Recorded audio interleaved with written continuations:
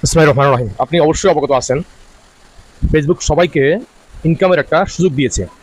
যদি আপনার video viral হয় অথবা আপনার ভিডিও রিচ বাড়তে থাকে, আপনার ভিডিও অনেকে পছন্দ করে, আপনাকে যদি স্টার পাঠায়, তো এই জন্য ফেসবুক আপনাকে প্রত্যেক সপ্তাহে একটা নির্দিষ্ট টার্গেট দিয়ে থাকে যে এতজন ফলোয়ার সংগ্রহ করো, এতটা রিল যেন মানুষ প্লে করে, অনেক শর্ত দিয়ে থাকে।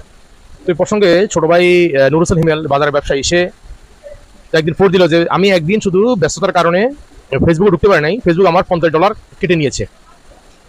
তাহলে ফেসবুক শুধু আপনার ইনকামের সুযোগ করে দেয় নাই, যে আপনার যে মূল্যবান সময়টা আছে সেটাও ফেসবুক নষ্ট করার কৌশল তার সে বুঝতে পারছে এই কৌশল আপনার সময়টা নষ্ট করা যাবে। তো আমি এর আগে একদিন ভিডিওতে বলেছিলাম যে তারা আপনাকে কন্টেন্ট ক্রিয়েটার বা যাই হোক ফেসবুকের সময় ব্যতিব্যস্ত রেখে তারা নিজেরাই গরুর খামার নিয়ে ব্যস্ত আছে, কারণ এগুলোর এক সময় ইনকাম থাকবে না। তারা ইচ্ছা করলো আমাকে ইনকাম দিতে পারে, নাও দিতে পারে, না দিলেও সমস্যা নাই, তাদের এটা সবাই তাদের ফেসবুকে ঢুকবে, ইউটিউবে ঢুকবে, তারা ডলার না দিলেও আমরা সেখানে সময় দিব। তারপর তারা আপনাকে টাকা দিয়ে উৎসাহিত করতেছে যে আপনার মূল্যবান সময়টা যেন তাদের পিছনে ব্যয় করেন।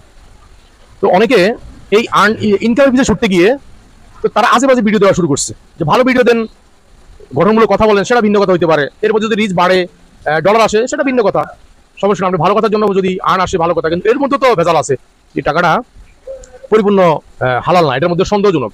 আর সন্দেহজনক ইসলামের পরিভাষায় সন্দেহজনক টাকাকে বলা হয়েছে, ইসলামের একটা আছে হালাল, একটা আছে হারাম, যে এটা হারাম হওয়া স্পষ্ট না, হালাল স্পষ্ট না, তারপরও সন্দেহটাকে হারাম বলে সাব্যস্ত করা হয়েছে।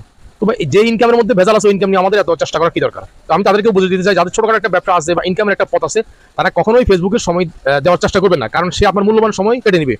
অর্থাৎ আপনি এখানে কিন্তু তার রুলসগুলো না মানলে কিন্তু আপনি বিপদে পড়বেন, আপনার অ্যাকাউন্টে অনেক সময় অ্যাকাউন্টে টাকা ঢুকে না।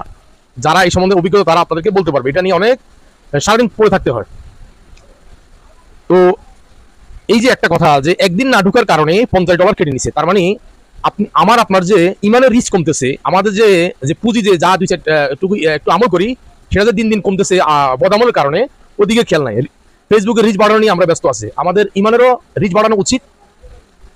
আমরা আল্লাহর কাছে কিভাবে জবাব দিব? ফেসবুকে আমরা যতক্ষণ পড়ে থাকি, বিশেষ করে ওই একটু সময় যদি আমরা কোন হাদিসে দিয়ে থাকি, তাহলে আমাদের ইমানের রিচ বাড়তে থাকবে, আল্লাহ সুবহানাহু ওয়া তাআলা আমাদের রিজিকের ব্যবস্থা করবেন। তো এই জন্য ফেসবুকের ইনকামের জন্য আমি আমার মূল্যবান সময়টাকে নষ্ট করব না। যারা বেকার তাদের কথা ভিন্ন কথা, কাজকর্ম পাচ্ছে না তারা করুক, সেটা তাদের ব্যাপার, কিন্তু প্রত্যেকের উচিত নিজস্ব একটা কর্মসংস্থান তৈরি করা। তো আমরা ফেসবুকের রিচ বাড়ানো, ফলোয়ার বাড়ানো নিয়ে যেভাবে ব্যস্ত থাকি, আল্লাহ সুবহানাহু ওয়া তাআলা আমাদেরকে এইভাবে ইমানের রিচ বাড়ানো এবং আমলকে উত্তরোত্তর বৃদ্ধি করার এবং ওই চিন্তা থাকা তৌফিক দান করুক। আমা তৌফিক ইল্লা বিল্লাহ। আসসালামু আলাইকুম ওয়া রাহমাতুল্লাহি ওয়া বারাকাতুহু।